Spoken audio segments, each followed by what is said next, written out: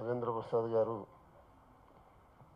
మాకెప్పుడు CVR Prasad గారు చెప్తుండేవారు.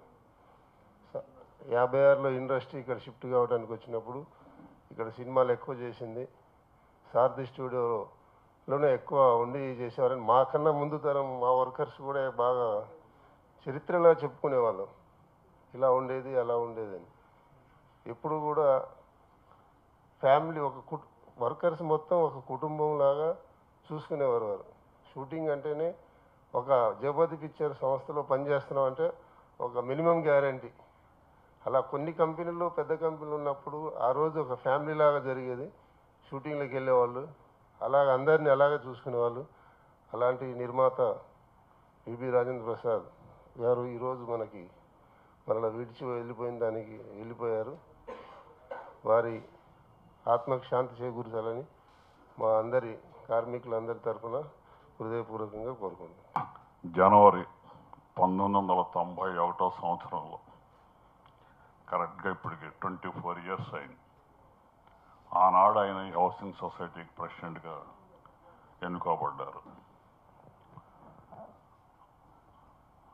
ఆయన ప్రెసిడెంట్గా ఉంటూ 16 సంవత్సరాలు ప్రెసిడెంట్గా చేశారు.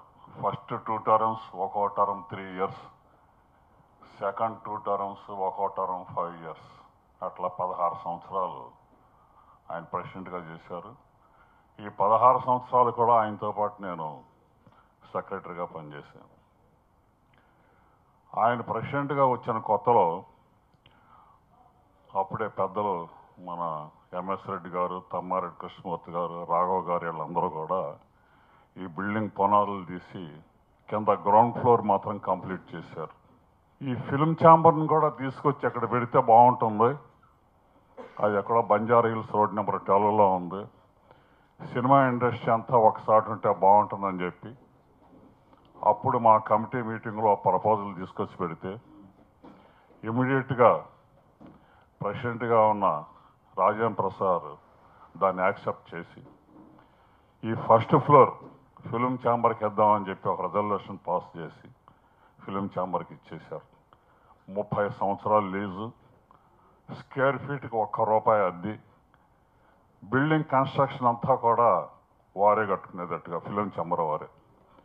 ఆ రోజున ఈ ఏ మాట కమాట చెప్పుకోవాలి, సూర్యనారాయణ గారు చాలా కష్టపడి ఆ ఫస్ట్ ఫ్లోర్ మాత్రం బ్రహ్మాండంగా తయారు చేసి మరి ఛాంబర్కి ఇవ్వగలిగారు. ఆ సందర్భంలో ఇప్పుడు ఆంధ్రా బ్యాంక్ ఉన్న ఏ పోర్షన్ అయితే ఉందో యాక్చువల్గా ఆ పోర్షన్ ఈ బిల్డింగ్లో పార్ట్ కాదు, కానీ ఛాంబర్ కడతం కోసం సౌత్ వెస్ట్ వాస్తు కోసం అని చెప్పి దాన్ని కట్టారు.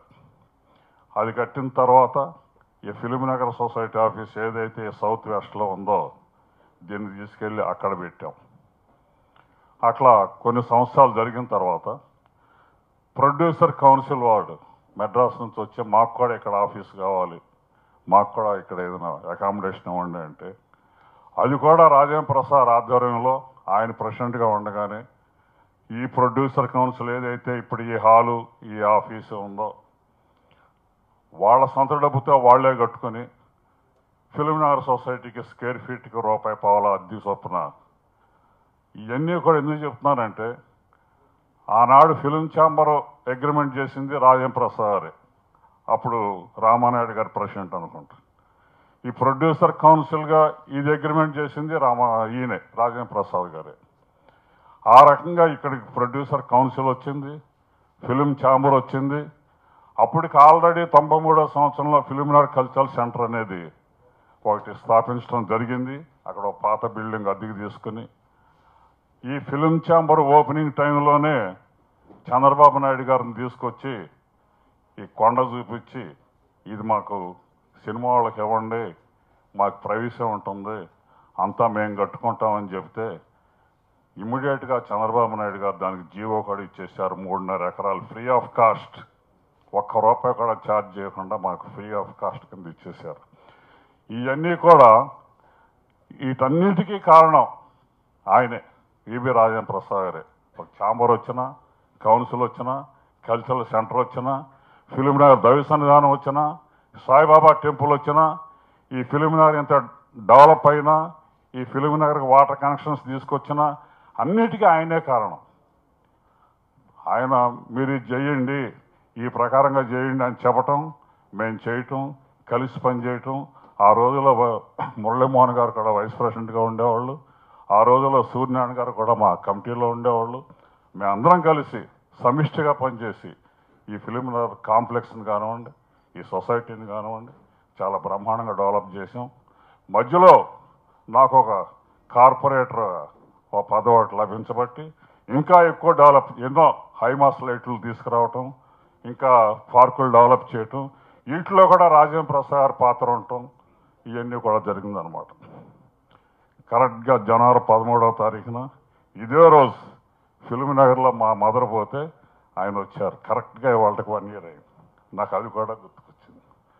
సో ఆయనకే నాకు ఉన్న సంబంధం దాదాపుగా ఈ 25 yearsలో దాదాపుగా 23 years నేనే సెక్రటరీగా ఉన్నాను. ఆయన 16 సంవత్సరాలు ప్రెసిడెంట్గా పనిచేశారు. అట్లాగే దైవ సన్నిధానం కట్టేటప్పుడు కూడా మేము పెద్ద ఇంట్రెస్ట్ చూపించకపోయినా ఆయన మాత్రం ప్రతిరోజు కన్స్ట్రక్షన్ ఎంతవరకు వచ్చింది, ఏ మాట కమాట చెప్పుకోవాలంటే రాజేంద్ర ప్రసాద్, సూర్యనారాయణ గారు చాలా కష్టపడి దైవ సన్నిధానాన్ని తీర్చిదిద్దారు. చాలా బాగా చేశారు. చాలామంది దగ్గర వెళ్ళి డబ్బు తీసుకొచ్చి దాన్ని ఏ రకంగా ఇన్వెస్ట్ చేయాలో ఆ రకంగా ఇన్వెస్ట్ చేసి ఎక్కడ ఒక రూపాయి వేస్ట్ కాకుండా కష్టపడి చేసాం. ఫిల్మ్ నగర్ని డెవలప్ చేసాం. సినిమాకి రకరకాల హంగులు సంగీత పరంగా కానీ భారీ సెట్లతో కానీ నిర్మించే, అలానే ఆయన భారీ హృదయం, భారీ మనిషి కాదు కానీ భారీ హృదయం, భారీ చెయ్యి. ఎంతమందినో ఆయన ఎన్ని రకాలు పోషించారో అంటే చిన్నప్పటి నుంచి నేను ఈ ఇండస్ట్రీలో ఉన్నాను కాబట్టి నాకు తెలుసు. వారి గురించి చెప్పే ముందు సంక్రాంతి పండగ వస్తుందంటే ఈ సంక్రాంతి మాత్రం చాలా బాధాకరమైంది. సంక్రాంతి పండగ వస్తుందంటే జగపతి వాళ్ళ సినిమా వస్తుందని ప్రేక్షకులు ఎదురు చూసే రోజులయ్యి. జగపతి వారి చిత్రం కావాలి, మా థియేటర్లు మేము ఇస్తామని చెప్పి అది ఏ డిస్ట్రిబ్యూషన్లో ఉన్నా కూడా డిస్ట్రిబ్యూషన్ ఆఫీసుల చుట్టూ ఎగ్జిబిటర్లు తిరుగుతున్న రోజులు, వాటి కోసం ప్రేక్షకులు బారులు తీరిన రోజులు. ఆయన ఈ సంగీతంతో పాటు ఆ చిత్రానికి ఒక కళ, సినిమా ఇండస్ట్రీ అంటే ఒక గ్లామర్ క్రియేట్ చేసిన ఏకైక వ్యక్తి మహనీయుడు ఆయన. వారిని గురించి మిగిలిన వారందరూ చెప్పారు. నేను తిరిగి చెప్తే చరిత్ర చరణం అవుతుంది. 2 విషయాలు నేను చెప్పాల్సి ఉంది. నేను సరిగ్గా చదువుకోకుండా తిరుగుతా నేను వెళ్ళేసి జగపతి వారి అన్నపూర్ణ సినిమాకి సి నాగేశ్వరరావు గారి దగ్గర అప్రెంటిస్గా జాయిన్ అయ్యాను. మా ఫాదరు మేమంతా సినిమా ఇండస్ట్రీకి సంబంధించినందువల్ల నాగేశ్వరరావు నాకున్న పరిచయంలో ఆయన అడిగితే రా ముందు ట్రాలీతో వస్తూ ఉంటే జగ్గయ్య గారు పిలిచి నువ్వు చదువుకొని నీ వ్యాపారం చూసుకుని అయినా ఇక్కడ వద్దు అని చెప్పేసి చెప్పింది. రాజేంద్ర ప్రసాద్ గారు ఆ విషయం గురించి నేను తర్వాత చెప్తే ఆయన నవ్వుకున్నారు. ఓహో అయితే నీకు కూడా నా సంస్థతో సంబంధం ఉంది అని చెప్పేసి. వీటన్నిటినీ మించి ఆంధ్రప్రదేశ్లో ఉన్న ప్రతి ఒక్కళ్ళు ఆయన్ని గుర్తుంచుకోవాల్సిన అవసరం ఎందుకుందంటే భవానీ దీపంలో ఫస్ట్ కృష్ణా నదిలో మధ్యలో సెట్ వేసి ఇవాళ అది టూరిస్ట్ స్పాట్గా ఉంది. టూరిజం అనే దీనికి ఒక ఇది తీసుకొచ్చి ఇది పెట్టారు. భవానీ దీపంలో ఒక ఇల్లు సెట్ వేశారు.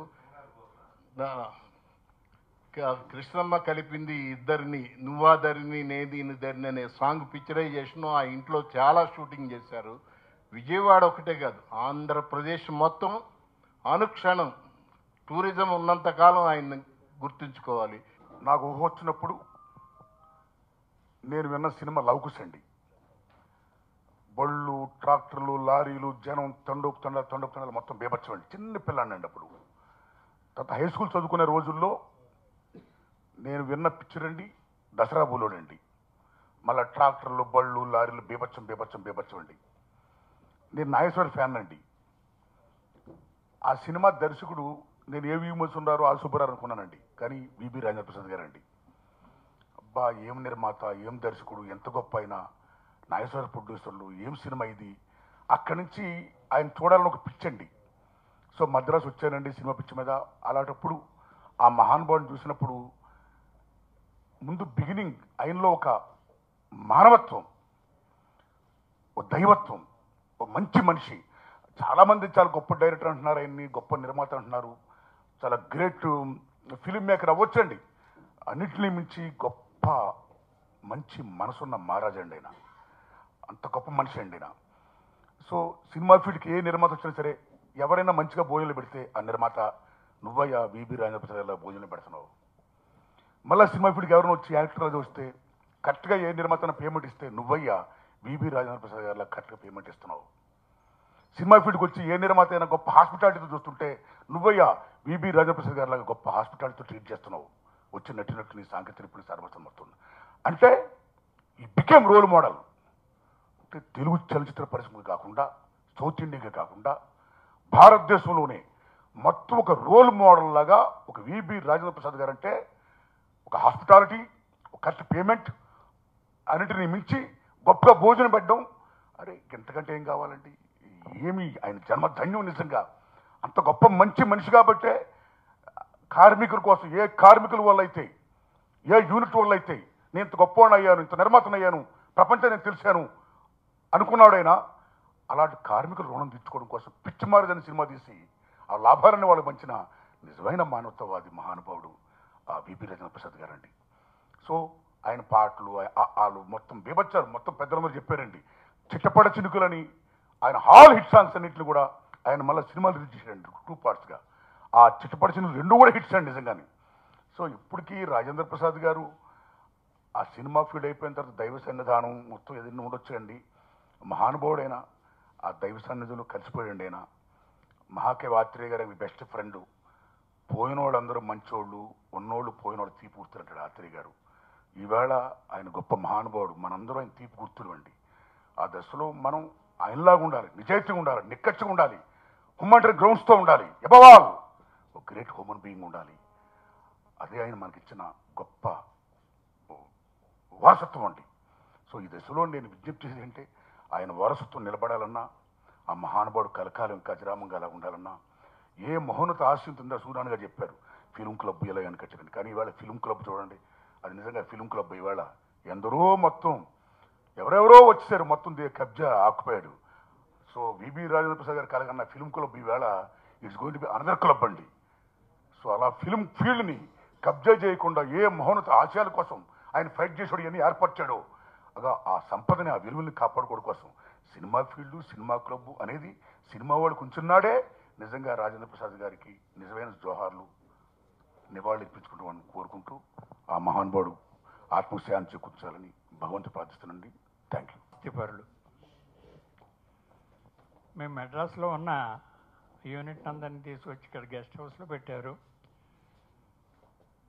గెస్ట్ హౌస్లో అందరికీ ఎలాంటి సదుపాయాలు, 15 రోజులు షెడ్యూల్, ఫ్యామిలీని వదిలేసి వచ్చారు మీరు అందరూ అని చెప్పి మా అందరికీ కూడా అనుక్షణం ఆయన ఏమేం కావాలి చూసి మమ్మల్ని చక్కని ప్లేస్లో ఉంచి భోజనాలు ఏర్పాటు చేసేవారు.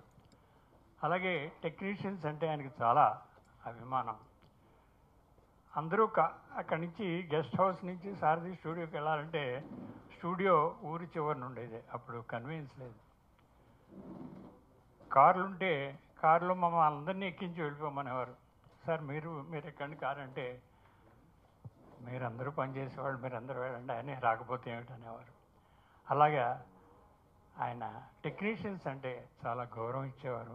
చిన్న అసిస్టెంట్ డైరెక్టర్ని, నాకు ఇప్పుడు 125 రూపాయలు జీతం అయినా కూడా నన్ను కూడా అంత గౌరవంగా చూసేవారు.